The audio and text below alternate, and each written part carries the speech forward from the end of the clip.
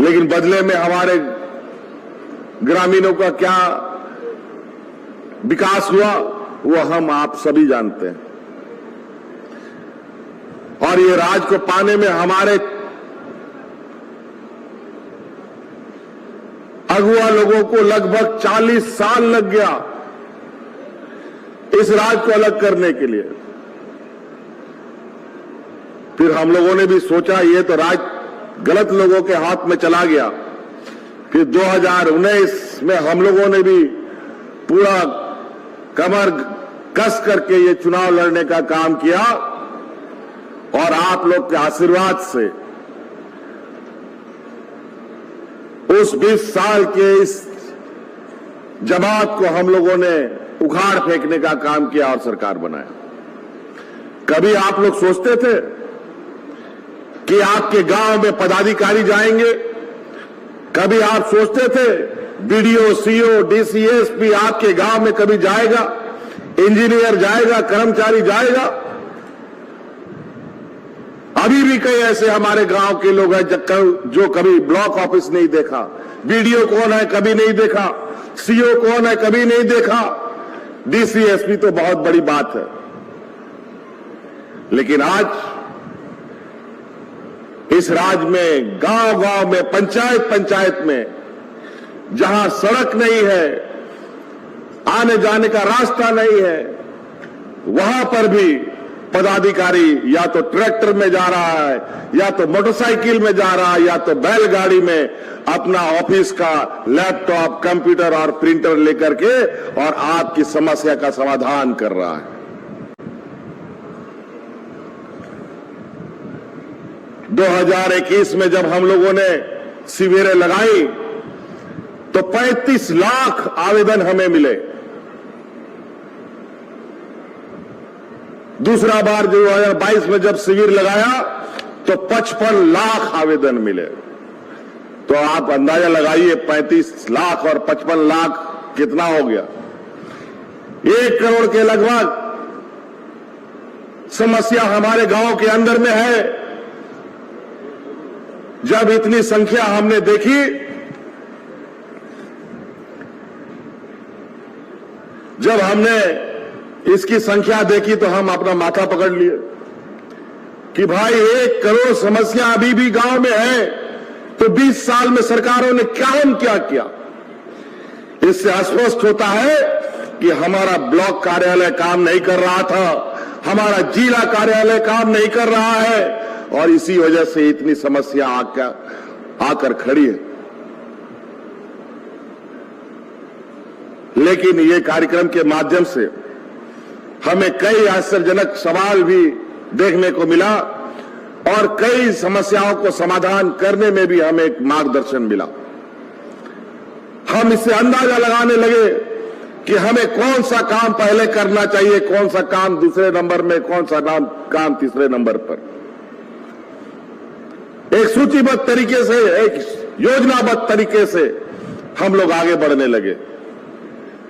हमारा गांव आज के दिन में भी गरीबी की दंश से कहरा रहा है। हमारे गांव में आज भी किसान, मजदूर, बेसहारा लोग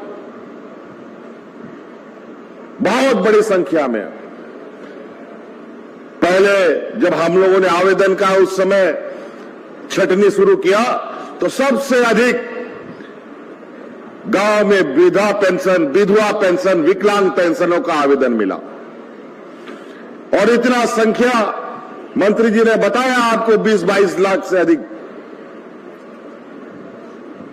तो हम लोगों ने उसका समस्या का समाधान पूर्व की सरकार में कभी नहीं निकाला गया, और इस समस्या का समाधान ना विधायक के पास था ना मंत्री के पास था। तो हम लोगों ने निर्णय लिया, नहीं, पहले सामाजिक सुरक्षा का काम करेंगे। जब तक राज्य के लोग को सुरक्षा नहीं मिलेगा, वो कभी भी मजबूती से आगे नहीं बढ़ पाएगा। इसीलिए पहले हम लोगों ने बुजुर्गों को बुढ़ापे का लाठी देने का काम किया, और इस राज्य के 60 साल के सभी बुजुर्गों को पेंशन देने का काम कर दिया। आज कोई बुजुर्ग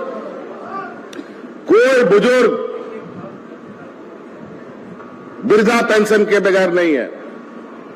और आज जो शिविर लगे हैं, शिविर की मैं जानकारी ले रहा हूं, तो वृद्धा पेंशन का जो आवेदन आता है तो पता चला कि कहीं पर 10, कहीं पर 5, कहीं पर 2, कहीं पर 15, इससे अधिक नहीं। और वो इसलिए आता है कि आज के दिन में सारे वृद्धाओं को पेंशन मिल रहा है, लेकिन जिस समय से लेकर आज तक जो फिर वृद्ध लोग बढ़ गए आगे, जिसका कम उम्र था वो 60 साल का हो गया, उन्हीं का आता है। विधवा पेंशन का भी वही हाल, सरकार ने उसमें कैप लगा दिया और वो भी 40 साल की जब विधवा हुई तभी पेंशन मिलेगा। लेकिन हमने कहा ये अन्याय नहीं चलेगा। अब विधवा होने का कोई समय नहीं होता और गरीब के साथ तो कब क्या घटना घट जाए कोई नहीं जानता। तो हमने ये कानून बनाया कि इस राज्य में 18 साल के बाद जो भी विधवा महिला होगी उस सभी विधवा महिला को हम पेंशन देंगे। आप सभी विधवा बहनें को पेंशन देंगे। सभी बुजुर्गों को पेंशन मिलता है कि नहीं मिलता है? जरा उधर से आवाज बताइए तो। पेंशन मिलता है? आवाज बहुत कम आता है जी। पेंशन मिलता है? चलो बहुत बढ़िया। क्योंकि बहुत सारा हमारा विपक्ष लोग बोलता है कि कोई काम नहीं करते हैं। हम लोग गांव के लोगों को, राज्य के लोगों को बेवकूफ बना रहे हैं। हम इसीलिए आप लोगों से जानना चाहते हैं, गरीब लोगों को 10 रुपया में धोती साड़ी मिलता है कि नहीं मिलता है? बताओ, मिलता है? आप बताओ। फिर ये कैसा बोलता है कि हम लोगों को बेवकूफ बना रहा है? क्या ये लोग दिया था क्या? हम थोड़ा दिन के लिए 2013-14 में मुख्यमंत्री बने थे, वो भी कुर्सी छीन कर बने थे। उस समय धोती साड़ी योजना हमने चलाई थी, लेकिन उसके बाद फिर मेरा सरकार चला गया, फिर ये डबल इंजन की सरकार आ गई। आपका धोती साड़ी जो गरीब को मिलता था वो उन लोगों ने छीन लिया। ये नहीं चाहते हैं गरीब के तन में कपड़ा रहे। इस राज्य में कई ऐसे गरीब महिला होती थी जो महीनों महीनों नहीं स्नान करती थी। वो इसलिए स्नान नहीं करती थी कि उसके शरीर में एक ही कपड़ा है, बेचारा कहां नहाएगी और कैसे नहाएगी। आज मान सम्मान से जीने के लिए हर त्योहार में वो नया कपड़ा पहन पाए, इसलिए 10 रुपया में हर गरीब को हम लोग धोती साड़ी दे रहे हैं। कहीं लुंगी भी मिलता है।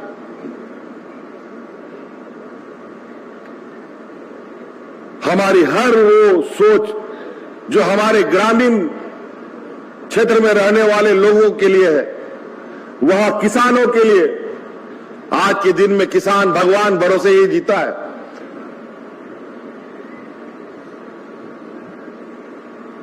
और आज के दिन में मौसम का जो हालत है उल्टा सीधा हो गया। समय पर बारिश नहीं, धान रोपनी नहीं होता है, फसल नहीं हो पाता है, मर जाता है, सूख जाता है, या फिर खेती ही नहीं हो पाता है। इसीलिए हम लोगों ने बिरसा हरित ग्राम योजना लाया है, जिसके माध्यम से आप नए तरीके से, नए पद्धति से आप खेती कर पाए। इसीलिए किसानों के लिए पशुधन लाए हैं, ताकि जो हमारी परंपरा, हमारा पुरखा लोग की परंपरा था, जो गांव गांव में गाय, बकरी, मुर्गी भरा हुआ रहता था, वो व्यवस्था फिर से खड़ा हो पाए। आपको सुनकर आश्चर्य होगा कि आज आंकड़े कहते हैं कि बहुत बड़े पैमाने में हमारे गांव के बच्चे कुपोषण का शिकार हो रहे हैं। जो बच्चा जन्म ले रहा है वो बच्चा कमजोर पैदा हो रहा है। ये बात कहीं से हमको हजम नहीं होता है कि हमारे गांव के बच्चे कमजोर पैदा हों, क्योंकि कई ऐसे जगह हमारे गांव में आज भी लोग हैं जो 100 साल की उम्र पार कर रहा है, लेकिन वो अभी भी चल रहा है, खेती बाड़ी कर रहा है। लेकिन हमारे गांव में क्यों कमजोर पैदा होगा बच्चा? तब इसका जानकारी, इसका खोजबीन होने के बाद समझ में आया कि हम लोगों ने अपने पूर्वजों का जो संपत्ति था, जो हम लोगों को उन लोगों ने सौंपा, वो सब हम लोगों ने खत्म कर दिया।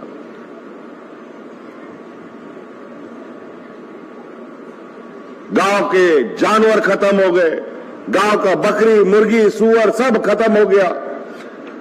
यहां का मूलवासी, यहां का आदिवासी के पास बैंक में भरा हुआ नोट नहीं है। उनके पास अगर कोई धन है तो यही पशुधन के रूप में होता है।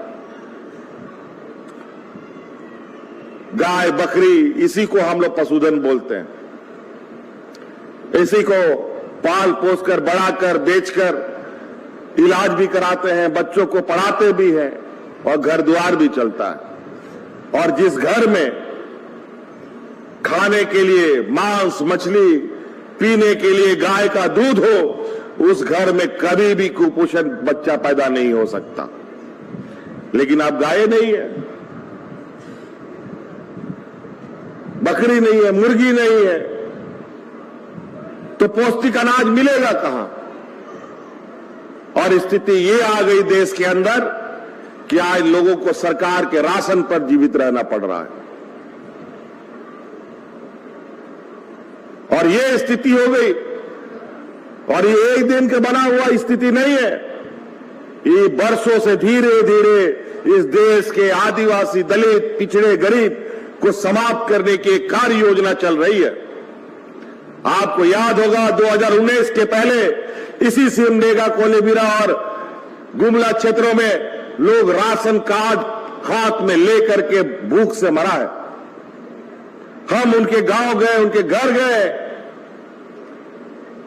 लेकिन आज आपकी सरकार कोरोना जैसा महामारी जिसके बारे में दुनिया नहीं जानता था, तो हम क्या जानेंगे? हमारे यहां तो स्वास्थ्य व्यवस्था भी नहीं, डॉक्टर की भी स्थिति ठीक नहीं, उसके बावजूद हम इस राज्य में कोरोना से, भूख से किसी भी व्यक्ति को मरने नहीं दिया। हम सलाम करते हैं यहां के महिला दीदियों को, जिन्होंने कोरोना के समय में अपनी जान की परवाह ना करते हुए सरकार को मदद किया और गांव-गांव में खाना बना करके किसानों को मुफ्त खाना खिलाने का, मजदूरों को मुफ्त खाना खिलाने का काम किया। तो कई ऐसी चीजें हैं,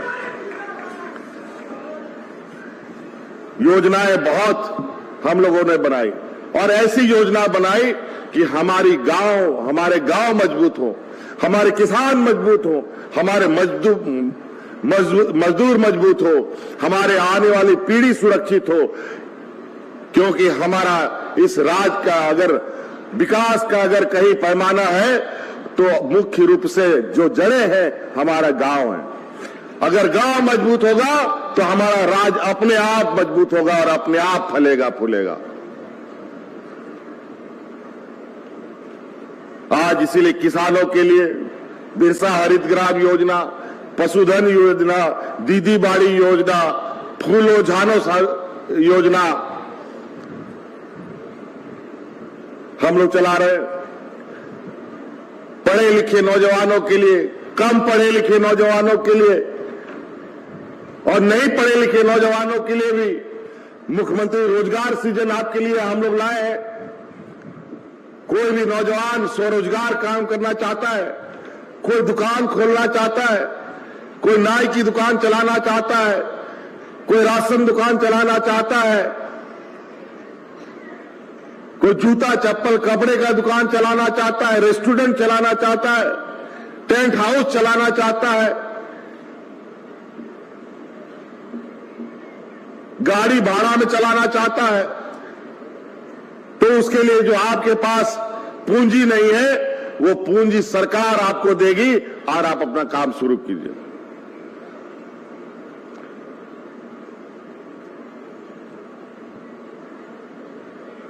पूंजी का ही ना मेन दिक्कत होता है। बैंक तो आपको देगा नहीं, गरीब लोगों को बैंक लोन नहीं देता है, तो हम तो लोन भी नहीं, आपको सहायता राशि दे रहे हैं ताकि आप अपने पैरों पर खड़ा हो सके। और जो गाड़ियां हैं स्कॉर्पियो बोलेरो आप लेकर भाड़ा में चलाइए, उसमें कोई गारंटर का जरूरत नहीं है, मुफ्त में आपको गाड़ी मिलेगा। वो रजिस्ट्रेशन का क्या 50-60 हजार रुपए खर्चा होता है वो दीजिए और 15 लाख रुपए का गाड़ी ले जाइए। जहां बहुत सारा जगह पर हम देखते हैं यहां का नौजवान किसी का सेठ मरवाड़ी के यहां ड्राइवरी का काम करता है, तो आप ड्राइवरी का काम क्यों करोगे? तुम अपना गाड़ी का मालिक बन करके काम करो।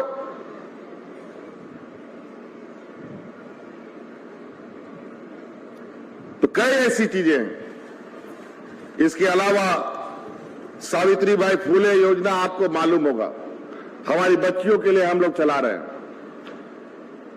8वां 9वां 10वां 11वां 12वां एकदर तक 12वीं क्लास तक इस बच्चों को जोड़ रहे हैं। हमारे गांव में गरीबी इतना है कि हमारी गांव की बच्चियां 8वां 9वां क्लास पढ़ती नहीं है कि उसके लिए दूल्हा खोजने लगता है।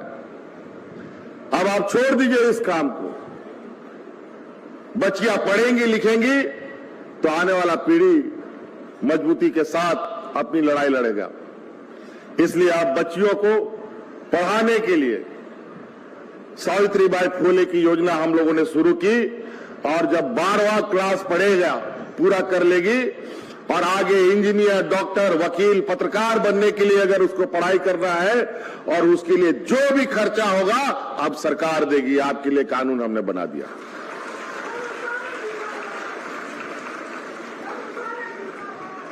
आप उसका आपको चिंता करने का जरूरत नहीं है। और नौकरी करने के लिए भी अभी जेपीएससी का वैकेंसी निकल रहा है, जेएसएससी के माध्यम से वैकेंसी निकल रहा है। इसके लिए अगर बढ़िया कोचिंग भी आपको कराना है तो सरकार को आवेदन दीजिए, आपको सरकार मुफ्त कोचिंग कराने का काम करेगी और नौकरी दिलाने का काम करेगी। आप अपना किस्मत आजमाओ। अभी हम 400 बच्चों को मुफ्त कोचिंग करा रहे हैं। अलग अलग जिला लोग का आंकड़ा अलग है। रांची में अभी, और इस बार हम लोगों ने पहला चरण पर आदिम जनजाति के बच्चों को लिया है, जो बेचारे अब विलुप्त स्थिति पर हैं, और उनका कोचिंग चल रहा है और अलग अलग एग्जाम में बैठने के लिए अलग अलग तरीके से वो तैयारी कर रहे हैं। सिर्फ कोचिंग ही नहीं बल्कि उसको उनके रहने की भी व्यवस्था, उनको खाने की भी व्यवस्था हम कर दे रहे हैं, ताकि वो पढ़ाई करके कल को बीडीओ, सीओ, कलेक्टर बन करके अपने जनजातीय समाज का नाम रोशन कर पाए। प्रिमिटिव ट्राइब्स, बेचारे आदिम जनजाति, किसी भी तरीके से सरकार एन केन प्रकार उनके लिए योजना तो बनाती है, लेकिन योजना कहां सूख जाता है पता ही नहीं चलता। वो इसलिए कि पढ़ाई लिखाई और सही जगहों पर उनका अनुपस्थिति। आज कितना आदिवासी समाज का लोग BDO, CO, collector, IAS, IPS, जज, पत्रकार है, कोई नहीं है। तो हमारी सुनता भी नहीं है। तो इसलिए आप लोगों को आगे बढ़ने के लिए हर रास्ते हम लोगों ने खोल दिए। पढ़ने लिखने वाले के लिए भी दुनिया भर की वैकेंसीज निकल रहे हैं। अभी सरकारी हो, गैर सरकारी हो, गैर सरकारी में तो 50,000 से अधिक बच्चों को हम लोगों ने नियुक्ति पत्र दिया, और उसमें तो ऐसा कंपनी आया जिसमें कई बच्चे तो विदेश में चले गए नौकरी करने के लिए। तो विदेश में गया होगा तो मुफ्त में थोड़ी काम करने जाएगा। सब बच्चों का आंकड़ा हमारे पास है। कोई उसके साथ दुराचार होता है तो तुरंत सरकार के पास खबर आती है। अलग अलग प्रमंडल में कहीं पर 15,000, कहीं 11,000, कहीं 16,000, कहीं 5,000, एक मुश्त ऐसे पंडालों में हम लोगों ने नियुक्ति पत्र दिए। सरकार की योजनाओं में, सरकारी नौकरियों में, अलग अलग क्षेत्र में अब पहली बार कृषि पदाधिकारी का नियुक्ति हुआ। पहली बार हम लोगों ने यहां पर जेपीएससी का नियमावली कभी बना ही नहीं था, उसका नियम बनाया। अलग अलग संवर्ग में नियुक्ति की कोई नियमावली विगत 20 साल में नहीं बना, सबका नियमावली बना बना करके हम लोगों ने नियुक्ति निकालना प्रारंभ कर दिया। आपका इसी कोलेबिरा सिमडेगा में भी अनेकों योजनाएं चल रही हैं। बिरसा हरित ग्राम की जो योजना है 2000 से अधिक आपको स्वीकृत यहां सिमडेगा जिला में हो गया। कोलेबिरा में भी उसी तरीके से अलग। और बड़ी खुशी की बात है, योजना तो बहुत सारे हैं बच्चों का। यहां हमारे इस क्षेत्र में बच्चियां हॉकी की बहुत प्रेमी है और हॉकी को लेकर आपने देखा है कई स्टेडियम यहां गुमला में, सिमडेगा में, खूंटी में एस्ट्रोटर्फ के स्टेडियम बन रहे हैं। कहीं बन के तैयार हो गया, कहीं बन रहा है। देश में पहली बार एशियन महिला हॉकी चैंपियनशिप का आयोजन हम लोगों ने झारखंड में किया। 10 दिन तक पूरा झारखंड झूमता रहा और हमारे जो 2-3 खिलाड़ी हैं, खासतौर पर ये सिमडेगा के ही सलीमा और निक्की प्रधान और क्या क्या नाम है 2 दिन भूल गया, संगीता, ये सभी ने